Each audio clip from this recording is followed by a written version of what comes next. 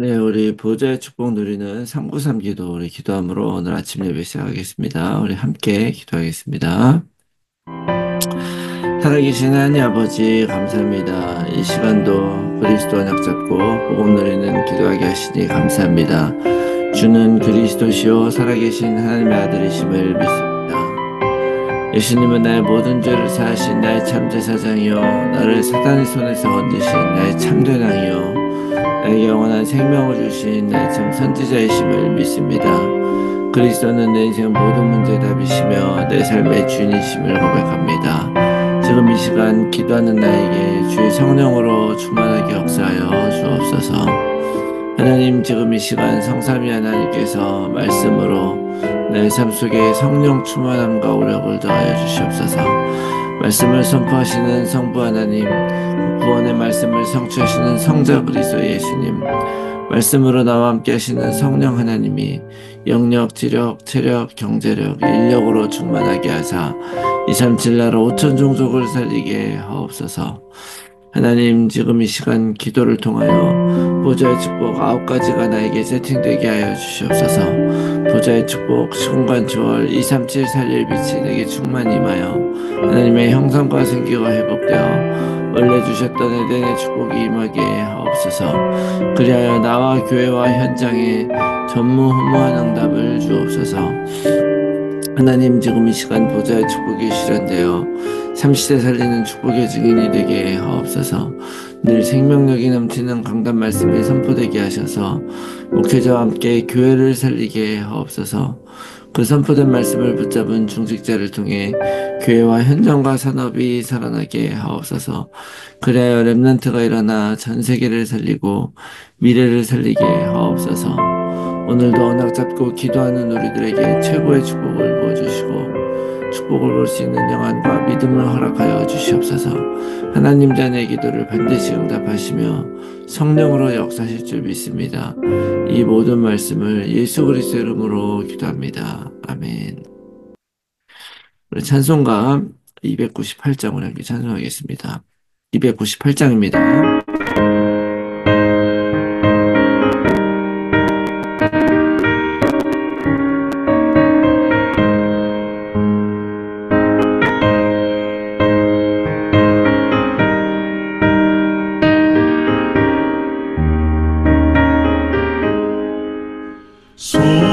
속죄하신 구세주를 내가 찬송하리라.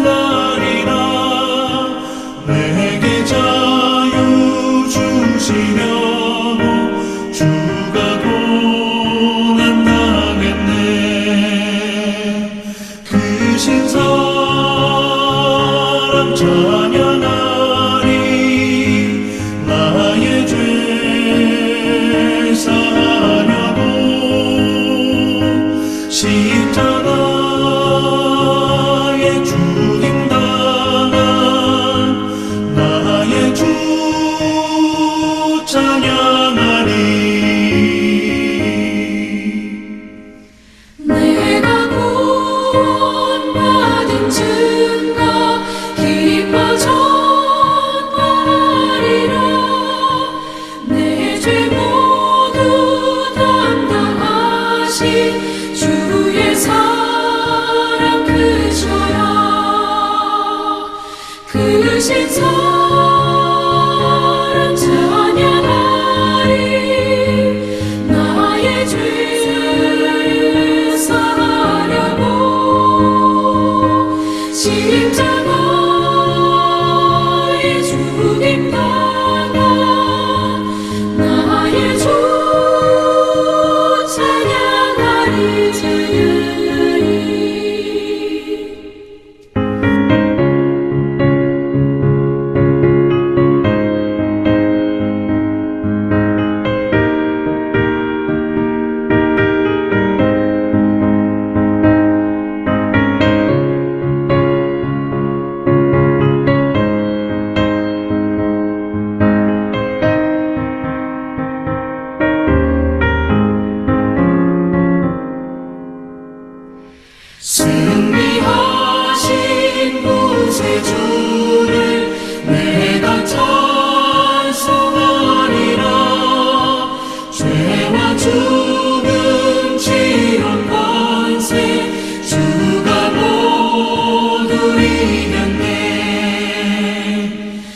크신 사랑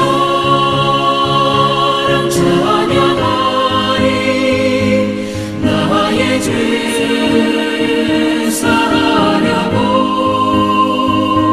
십자가의 죽임 당한 나의 주 찬양하리 고마우신 구세주를 내가 찬송하리라 죽음에서 생명으로 나를 인도하셨네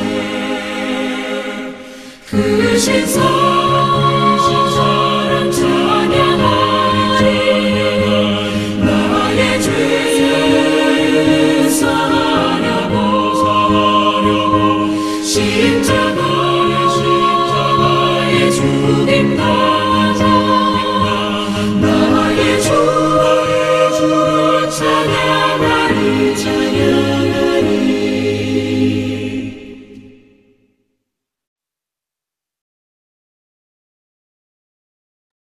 아멘. 네, 오늘 아침에 하나님께서 우리에게 주시는 말씀, 마가복음 9장 30절에서 40절 말씀 보겠습니다. 마가복음 9장 30절에서 40절 말씀, 제가 말씀을 읽겠습니다. 그곳을 떠나 갈릴리 가운데로 지날새 예수께서 아무에게도 알리고자 아니하시니 이는 제자들을 가르치시며 또 인자가 사람들의 손에 넘겨져 죽임을 당하고 죽은 지 3일 만에 살아나리라는 것을 말씀하셨기 때문이더라. 그러나 제자들은 이 말씀을 깨닫지 못하고 묻기도 두려워하더라. 가버나움에 이르러 집에 계실새 제자들에게 물으시되 너희가 길에서 서로 토론한 것이 무엇이냐 하시되 그들이 잠잠하니 이는 길에서 서로 누가 크냐 하고 장론하였습니다. 예수께서 앉으사 12제자를 불러서 이르시되 누구든지 첫째가 되고자 하면 무사람의 끝이 되며 무사람을 섬기는 자가 되어야 하리라 하시고 어린아이 하나를 데려다가 그들 가운데 세우시고 안으시며 제자들에게 이르시되 누구든지 내 이름으로 이런 어린아이 하나를 영접하면 곧 나를 영접하며 누구든지 나를 영접하면 나를 영접함이라.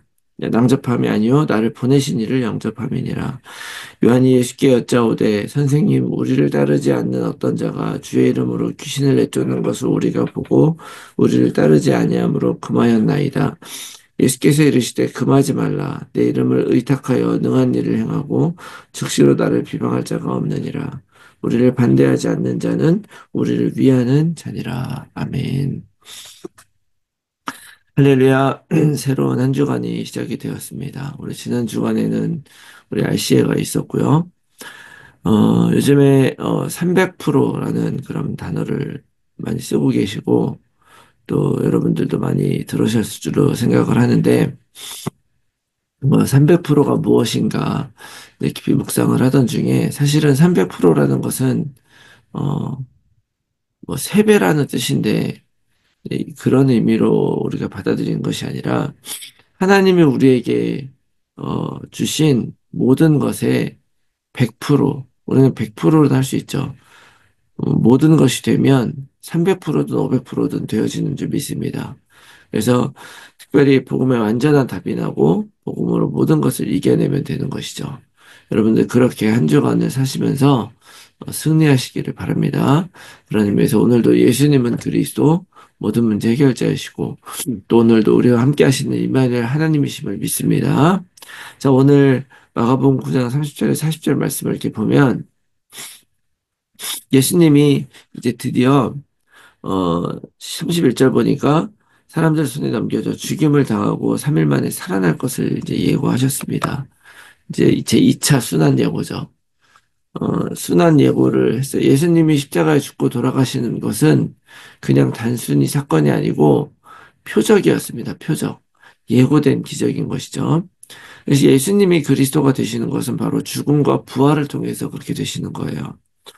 왜냐하면 예수님이 그 방법을 이용하신 이유가 뭐냐? 바로 우리들이 모두 근본 문제라고 하는 본질적 문제에 빠져 있었기 때문에 그렇습니다. 우리의 문제들은 포기하고 빠져나오는 거죠. 그 문제를 해결하는 것이 아닙니다. 사람들이 하나님을 떠나서 알지 못하던 이런 상태들은요, 어떤 방식으로 고쳐지는 것이 아니에요. 일전에도 제가 한번 말씀드린 적이 있는데, 어떤 가정사역을 하는 그런 사모님이 가정사역에 대한 책을 쓰면서 제목을 고쳐달라 하지 말고 죽여달라 하라. 이런 걸 쓴 적이 있어요. 정말로 가정 사이에, 부부 사이에 가지고 있는 그 문제들, 알지 못하고 드러나지 않은 문제들은, 노력하고 그렇게 된다는 것이 아니라, 십자가에 죽고 다시 받아들이고, 복음으로 시작할 때 고쳐지는 것이다. 이제 그런, 의미를 담아서 그런 제목을 썼죠. 가정의 문제뿐만이 아니라 우리 인생의 문제라고 하는 것은 고쳐지는 것이 아닙니다. 정말 예수님과 함께 죽고 내가 죽고 예수님이 주신 것으로 받아들여야 정말로 나에게 있는 그런 모든 것들이 새로워지는 것임을 여러분 꼭 기억하시기 바랍니다. 중요한 것은 그러한 것들이 머리로 상식적으로 생각을 해도 그렇지만 이 일을 이루기 위해서 바로 하나님이신 분이 직접 이 땅에 오셔서 우리를 위해 죽고 부활하셔서 그렇게 할 수 있도록 만들어 주셨다고 하는 것입니다. 그래서 우리가 이 예수님을 믿는 것이죠. 그래서 죽음이라고 하는 것은 예수님과 함께 죽고 복음 안에서 내가 모든 것을 포기하고 내려놓는 것은 내가 가지고 있던 것을 내려놓는 것이 아니라 새로운 시작이 된다는 것, 새로운 생명의 시작이라는 것을 꼭 기억하시기 바랍니다. 그래서 그거를 상징하는 것이 바로 세례식이죠. 죽었다가 물속으로 들어가면 죽거든요. 나오는 거예요. 요즘에는 물을 조금씩 이렇게 하는데 이거는 그냥 씻는다는 의미만 있지만 그 씻는 그 의미 속에는 원래는 예수님이 받으신 침례가 들어가 있습니다. 물속에 완전히 들어갔다가 나오는 것이죠. 그래서 어 이제 예수님은 그렇게 우리를 구원하시고 그리스도가 되겠노라고 예언하셨는데 문제는 제자들이 이거를 또 아직도 깨닫지 못하는 거예요. 그래서 오늘 말씀 보니까 32절에 깨닫지 못하고 묻기도 두려워했다 이렇게 얘기를 해요. 여러분 예수님이 죽었다가 다시 부활할 것이다 라고 얘기했는데 그 사실을 제자들이 묻기도 두려워한 이유가 뭐냐. 여러분 이것은 왜 그러냐면 마가복음 8장에 베드로가 예수님과 가이사랴에서 한번 다툰 적이 있었다는 거 여러분들 기억나시는지 모르겠어요. 예수님이 물어보시죠. 너희들은 날 누구라 하느냐 그랬더니 주는 그리스도시오 이렇게 얘기를 했어요. 그랬더니 예수님이 마태복음처럼 축복한 게 아니라 사탄아 물러가라 이랬어요. 베드로에게. 그러니까 마가복음에서는 그렇게 얘기를 하고 있죠. 근데 그러니까 그 베드로가 가만히 있는 것이 아니라 예수님에게 똑같이 에피티마오라는 욕을 하면서 서로 막 싸웠죠. 그러면서 왜 그렇게 싸울 수밖에 없냐면 이 제자들이 기대하던 거는 예수님이 정말로 왕이 되는 거였어요. 모든 걸 뒤집었고 높은 데로 올라가는 거였단 말이죠. 그런데 베드로는 어떻습니까? 자기가 가진 모든 것을 다 버리고 따랐단 말이에요. 내 인생을 올인했는데 내가 그 높은 자리에 올라간 그 의도가 예수님을 따르기 위한 것이 아니라 예수님이 그리스도 왕이 될 사람이었기 때문에 한마디로 투자한 거였던 것이죠. 그러니까 이제 그렇게 나오는 거예요. 그런데 오늘 말씀을 통해서 제자들도 같은 마음이었다는 걸 알게 되는 것이죠. 제자들도 마음속에 별반 다르지 않았어요. 그들이 이런 마음을 가지고 있었다는 우리가 어떻게 알게 되느냐? 가버나움에 이르렀을 때 제자들이 서로 길에서 서로 토론하면서 다퉜다는 것, 쟁론했다는 것이죠. 누가 그거에 대해서 예수님 물어보니까 제자들이 서로 누가 크냐 쟁론했다는 거예요. 누가 크다는 말은 뭔 얘기냐? 예수님이 이제 앞으로 왕이 되고 그리스도가 돼서 뒤집었고 이제 이 모든 나라를 정리할 건데 그 중에 누가 큰 자리에 앉을 거냐? 누가 외무부 장관하고 누가 내무부 장관하고 누가 법무부 장관 할 거냐? 이런 거 갖고 싸웠다는 거예요. 나중에 여러분 이제 아시는 분도 계시겠지만 예수님의 그 세베대의 두 아들이 있는데 그 두 아들을 위해서 그 어머니가 와서 예수님 나중에 높은 자리에 앉으시면 하나는 우편에 하나는 좌편에 앉게 해주세요. 이런 청탁까지도 하죠. 이런 얘기를 듣고 제자들이 옆에서 그 얘기를 듣고 분이 여겼다. 성경은 그렇게 기록해요. 자, 이게 이제 동기였던 거죠. 내가 많은 거를 투자하고 거기에 모든 걸 걸었는데 내가 원하는 대로 되지 않으니까 두려운 거예요. 이 말은 뭐냐? 제자들은 예수님과 함께 다니면서 예수님은 그리스도라는 걸 보여주시지만 끝까지 그걸 이해하지 못하는 것입니다. 왜냐하면 여전히 자기들 생각에 사로잡혀 있는 거예요. 그렇지만 여러분 기억해야 돼요. 하나님의 나라의 질서는 다르다는 걸 얘기를 합니다. 예수님은 그렇지 않아. 달라라고 얘기를 하면서 오늘 뭐라 그러냐면 첫째가 되고 싶으면 끝이 돼야 되고 사람을 섬기는 자가 돼야 된다. 이렇게 얘기를 하시죠. 이것이 여러분 우리가 예수님 믿고 그리스도의 제자가 된 본질이라는 걸 기억하시기 바랍니다. 우리는 섬기는 인생 사는 거예요. 우리의 직업은 돈 버는 인생이 아니라 섬기는 인생이다. 여러분들이 하는 그런 직업, 모든 것들이 다른 사람들에게 다 필요해요. 빵 만드는 사람은 빵 만드는 게 우리 다 밥빵 먹고 살아야 되잖아요. 머리 하는 분들은 머리 우리 다 깎아야 되잖아요. 뭐 물건이나 여러 가지 팔거나 이렇게 하신 분들 그거 우리에게 다 필요한 거예요. 그것 없으면 사람들 살 수 없습니다. 그래서 우리들은요 그런 거 가지고 사람들을 섬기는 거예요. 그러면 덤으로 하나님이 돈도 주시고 먹고 살 수 있도록 해주시는 거죠. 여러분 예수님 믿고 우리 인생에 대한 이런 관점을 생기는 게 진짜 큰 축복입니다. 여러분들 뭐 여러 가지 뭐 아이들을 가르치고 돌보고 하는 것들도 다 이게 하나님이 내가 다른 사람 섬기며 살 수 있게 해주신 거예요. 그런데 하나님의 나라는 살리는 나라이기 때문에 그렇게 하는 거죠. 그런데 세상 나라는 그렇게 하지 않고 여전히 내가 하는 이유가 뭐냐면 내가 자꾸 윗자리에 앉으려고 하는 이유는 뭐냐면 내가 군림하고 내 맘대로 하기 위해서 그런 거죠. 놀고 먹기 위해서 그런 거예요. 그러나 하나님의 나라의 백성은 내 마음대로 사는 게 아니라 하나님의 뜻대로 사는 것이고 돈을 벌기 위한 것이 아니라 내가 그 일을 통해서 다른 사람을 섬기고 선교할 수 있는 것이죠. 이렇게 관점을 바꾸라는 거죠. 또 그 관점을 바꾸는 또 하나의 케이스로 오늘 뭘 얘기를 하냐면 어린아이를 영접하래요. 이 어린아이들이 지금이야 소중한 아이들이지만 19세기만 해도요. 그 아이들이 소중한 아이들이 아니었어요. 19세기 초반만 해도 아이들 더 조그맣고 더 많은 일을 시키고 돈 조금 줘도 되는 그런 존재였단 말이죠. 그런데 그 당시 예수님 당시에도 사람 취급하지 않았죠. 그런데도 불구하고 그 어린아이를 영접하는 것이 바로 나를 영접하는 것이고 예수님을 영접하는 게 하나님을 영접하는 것이다. 즉 우리가 무엇을 높이 믿고 사는 게 아니라 그 믿음 때문에 내가 오히려 낮은 곳으로 이르려고 낮은 곳으로 향해야 된다는 것을 얘기하는 것이죠. 또 한 케이스 28절, 29절, 30절에 보니까 어떤 사람이 예수님의 이름으로 귀신을 내쫓더라. 그래서 못하게 했다. 그러니까 그 나더라. 이렇게 우리를 반대하지 않는데 우리를 위한 자다 얘기하죠. 이게 무슨 얘기냐? 네 편, 내 편 아니라는 거예요. 세상의 방식으로 하면 심지어 교회까지도 그 하나님의 일을 하는 것까지도 네 일, 내 일 이렇게 얘기를 한다는 거예요. 그래서 네가 더 크니 내가 더 크니 우리도 좀 그런 거 있는 것 같아요. 누가 본부에서도 인정받는 교회 되냐 막 이런 것 때문에 서로 얘기하는데 너무 웃긴 일이죠. 그런 게 아니라 정말 죄송합니다.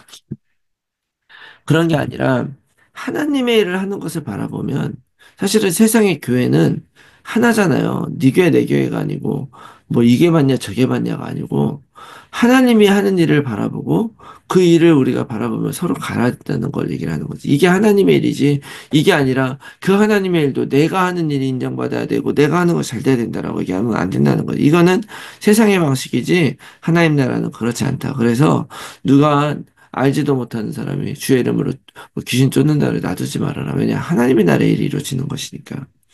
여러분 오늘 이 말씀으로 여러분도 우리들의 눈이 열려지기를 바랍니다. 하나님의 나라의 백성으로 살아가라는 그런 의미죠.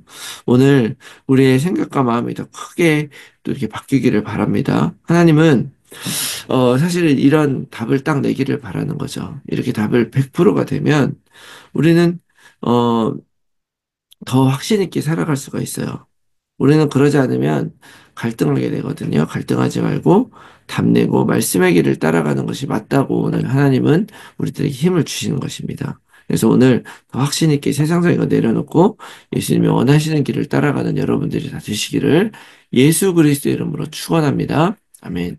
제 말씀 놓고 우리가 함께 나눌 기도의 제목은요. 우리 안에 숨겨져 있는 인간적인 동기들 내려놓고 하나님의 뜻을 100% 신뢰하며 믿음의 삶을 사는 우리 모두가 되게 하여 주시옵소서. 내 삶을 통해 복음이 전달되고 생명이 살아나며 이웃이 복음을 만날 수 있도록 섬기며 헌신하는 삶을 살아가게 하여 주시옵소서. 모든 성도들의 삶 현장에서 말씀 운동의 결실을 맺는 전도자로 살게 하여 주시옵소서. 우리의 자녀들을 오직 그리스도로 살게 하시고 237 치유 서밋의 지도자로 살아가게 하여 주시옵소서.